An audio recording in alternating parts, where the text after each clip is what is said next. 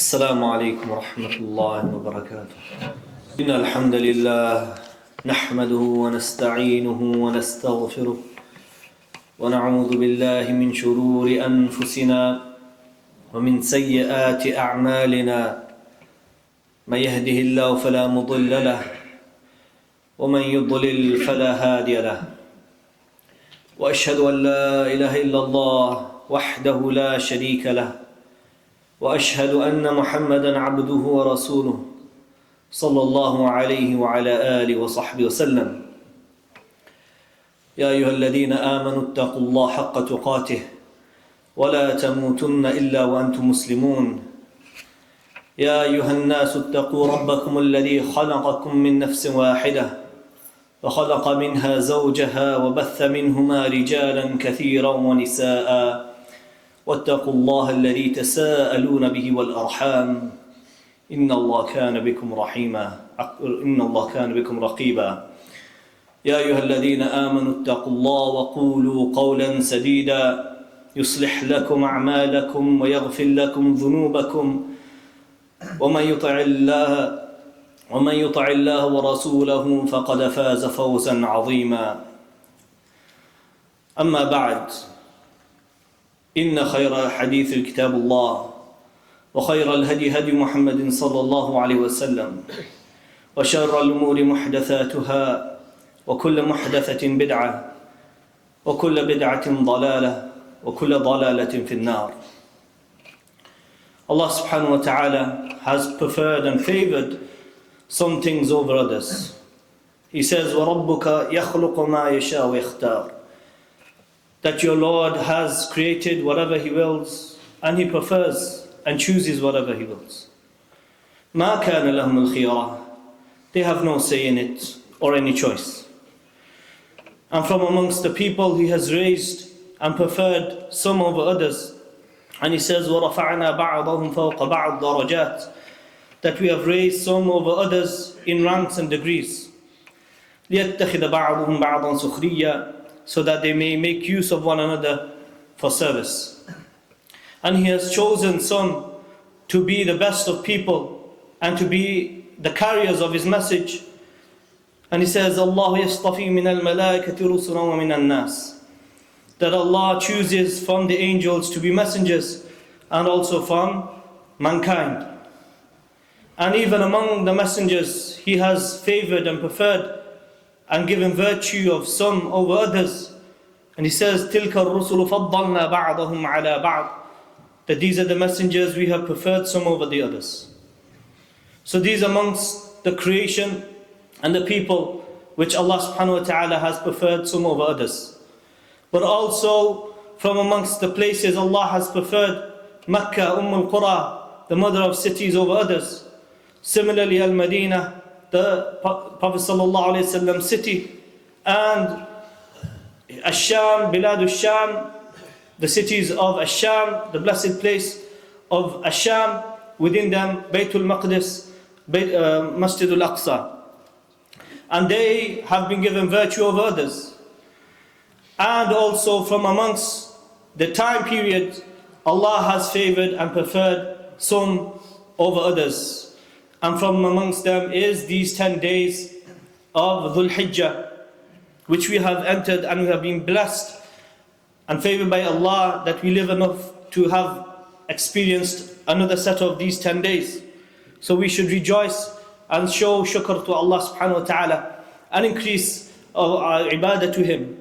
For these are the days that will boost and encourage us to increase in our faith and our iman, so that we may counter any lackluster and lazy approach that we did before them, and the ordinary and mundane days that we did not worship Allah proficiently, then we should make it up in these 10 days. And we should worship and glorify Him abundantly. These virtue of these 10 days is that there is no 10 days, or there are no days that are better to worship Allah and to do deeds of righteousness than these 10 days.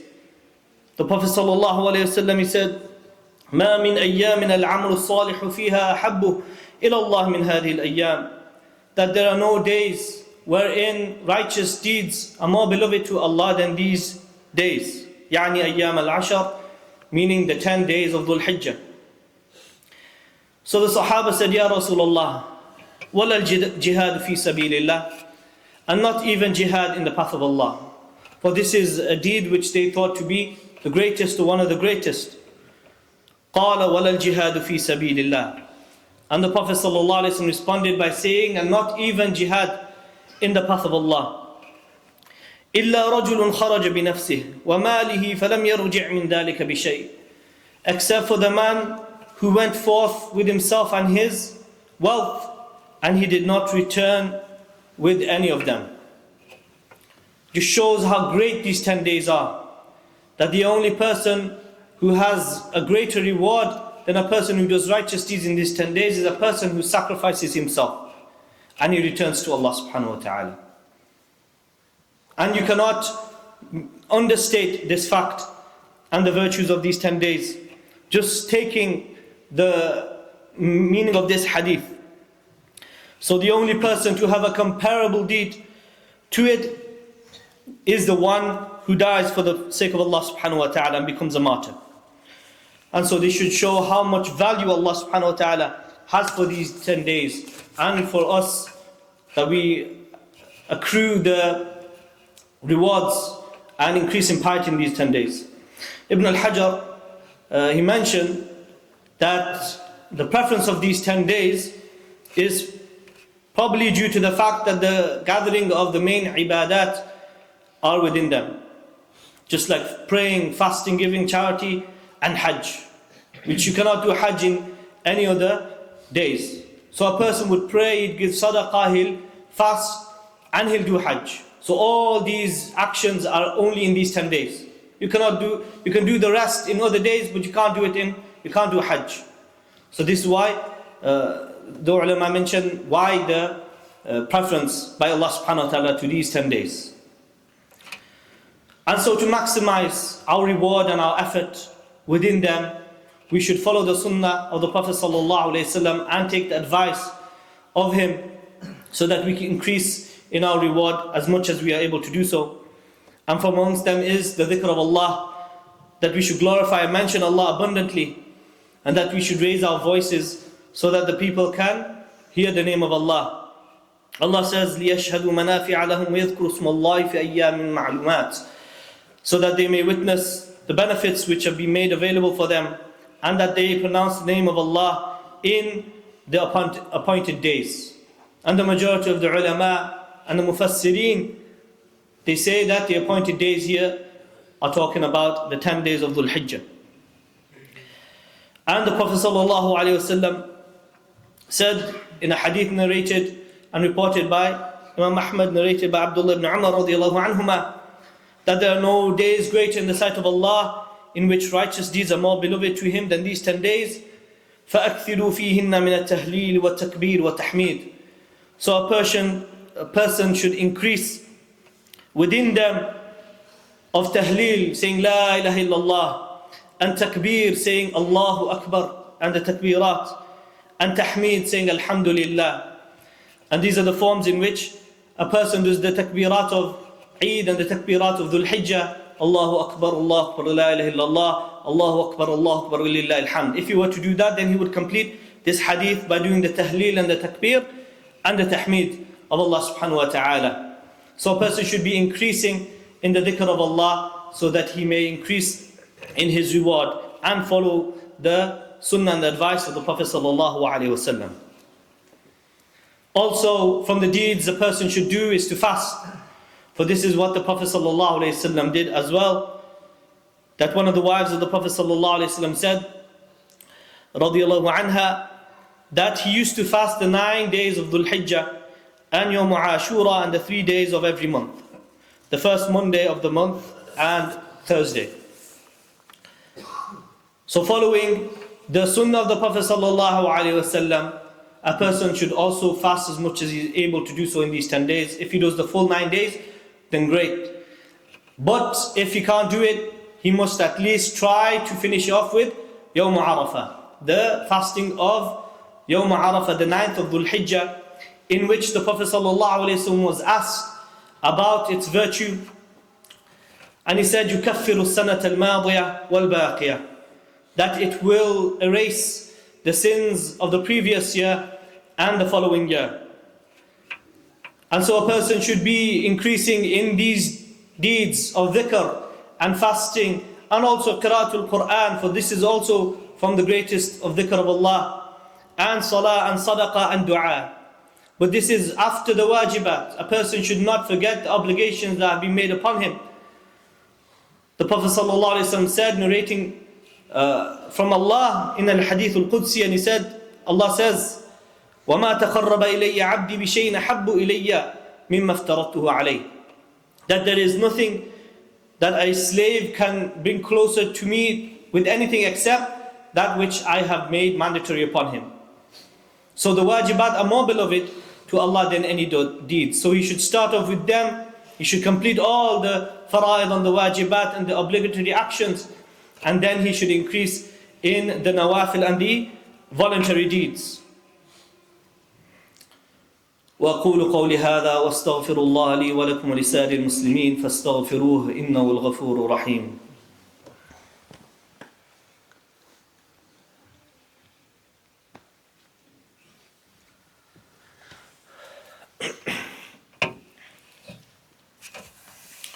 إن الحمد لله وأشهد أن لا إله إلا الله وأن محمد رسول الله عليه أفضل الصلاة والسلام. أما بعد. And from these 10 days, culminating in them is the 9th of Dhul Hijjah, Yawm Arafah. And the virtue of Yawm Arafah is clearly defined and mentioned in the Sunnah of the Prophet ﷺ, wherein he said, and this is reported in Sahih Muslim, ما من يوم أكثر من أن يعتق الله فيه عبدا من النار من يوم عرفة, that there is not a day in which Allah frees a slave more than Yawm Arafah, the 9th of Dhul Hijjah. وإنه ليدنو ثم يباهي بهم الملائكة فيقول ما أراد هؤلاء, and then he will draw close and he will boast about them to the angels, and he will say, what do these people want? Meaning they would make a dua on Yawm Arafah and they would beseech Allah, mainly the Hujjaj in the plains of Arafah on the day of Arafah, pleading in the most submissive and humble state for forgiveness and the mercy, and Allah will not let their supplications and their beseeching go unnoticed, and He will accept from them. But apart from them, Allah's mercy is great, and it extends to anyone who is not on the plains of Arafah, who experiences Yawm Arafah in whatever land they are in. So we should also make the most of this day, and we should beseech and make a dua to Allah subhanahu wa ta'ala and increase in our ibadah. And from amongst the ad'iyah and the dua, supplications that a person should make, the following is best, following the sunnah of the Prophet sallallahu alaihi wasallam and his advice. He said, خَيْرُ الدُّعَاء دُعَى يَوْمِ عَرَفَةٍ, that the best dua is the dua on the day of Arafah. وَخَيْرُ مَا قُلْتُ أَنَا وَالنَّبِيُّونَ مِنْ قَبْلِي, and the best, that which I and the prophets before me have said, is لَا إِلَهَ إِلَّا اللَّهُ وَحْدَهُ لَا شَرِيكَ لَهُ لَهُ الْمُلْكُ وَلَهُ الْحَمْدُ وَهُوَ عَلَى كُلِّ شَيْءٍ قَدِيرٌ. The statement of Tawheed, and there is nothing more greater than to say La ilaha illallah and to profess and proclaim the Tawheed of Allah subhanahu wa ta'ala. And so when one makes a dua, he should continuously and repetitively repeat this statement, following the sunnah of the Prophet sallallahu alaihi wasallam and exalting the Tawheed of Allah. One should also notice and take note of the fact that even though the good deeds and the great deeds, the amal salih, are increased, the reward, sins are also multiplied. Even though the quantity, meaning it will still be one sin, however the magnitude of the sin will increase due to the sharaf and the status of these 10 days. Just like if a person were to do a good deed in Mecca, his his deeds will be increased and his reward will be increased. But if you were to do a sin in those places, then that sin, the magnitude of it, will increase to a major sin or a bigger sin. And this is what the ulama have commented on this, that the sins will multiply in terms of quality, that the magnitude will increase depending on the place and the time. And so in the 10 days of Dhul Hijjah, yes, the reward is increased, but also the sin, the magnitude of it is increased. And it will become a greater sin if you were to commit it in these 10 days. And these are what the ulama have mentioned. Just like Ibn al-Qayyim, he mentions, and he said that it's not the same for a person when he disobeys a king whilst he is at his home on his rug, far away from the king's palace. Then if he were to be in front of the king on the king's rug, saying and disobeying the king. So the magnitude is of course different. So a person and a Muslim should take note of this in these 10 days. And he should use these days and Yawm Arafah to prepare for the day of Nahr, Eid al-Adha, in the best way possible and in the best state possible, with the highest iman. For the day of Nahr is the greatest day in the sight of Allah. Allah subhanahu wa ta'ala, the Prophet sallallahu alayhi wasallam, he said in Sahih Abi Dawood, Inna a'zam al-ayyam 'inda Allah tabarak wa ta'ala yawm al-nahr. That the greatest days before Allah is the day of sacrifice. So these 10 days culminating in Yawm Arafah and Yawm al-Nahr, Eid al-Adha, they are madaris, they are madrasas, they are schools and a boot camp for our iman and taqwa, to increase in it, to be disciplined in worshipping Allah subhanahu wa ta'ala. Just like Ramadan and the 10 nights, the last 10 nights. These 10 days are greater than any of the days in the year. And we should not forget that. And we should increase in our ibadat and decrease in our evil deeds. And make a commitment that we do not do anything from the evil sins. And we should come out of these days with a higher state of iman and taqwa of Allah subhanahu wa ta'ala. We ask Allah that we make most of these 10 days and that we gain bountiful of rewards, and Allah subhanahu wa ta'ala accept it from us and forgives us our sins. إن الله أمركم بأمر بدأ بنفسه فقال جل وعلا إن الله وملائكته يصلون على النبي يا أيها الذين آمنوا صلوا عليه وسلموا تسليما فأكثروا من الصلاة والسلام على نبيكم امتثالا لأمر الله واحتسابا لثواب الله وقياما بحقوق رسول الله اللهم صل وسلم على عبدك ورسولك محمد وعلى آله وصحبه أجمعين اللهم ارض عن خلفائه الراشدين أبي بكر وعمر وعثمان وعلي وعن سائر الصحابة أجمعين اللهم ارض عنا معهم وأصلح أحوالنا كما أصلحت أحوالهم يا رب العالمين اللهم اغفر للمسلمين والمسلمات والمؤمنين والمؤمنات الأحياء منهم والأموات اللهم أعز الإسلام والمسلمين وذل الشرك والمشركين ودمر أعداءك أعداء الدين اللهم انصر المسلمين المستضعفين في كل مكان اللهم انصرهم في فلسطين ثبت أقدامهم وانصرهم وكن عونا لهم يا رب العالمين واجعلهم الغالبين يا أرحم الراحمين اللهم مقلب القلوب ثبت قلوبنا على دينك اللهم منصرف القلوب صرف قلوبنا على طاعتك وآخر دعوانا أن الحمد لله رب العالمين.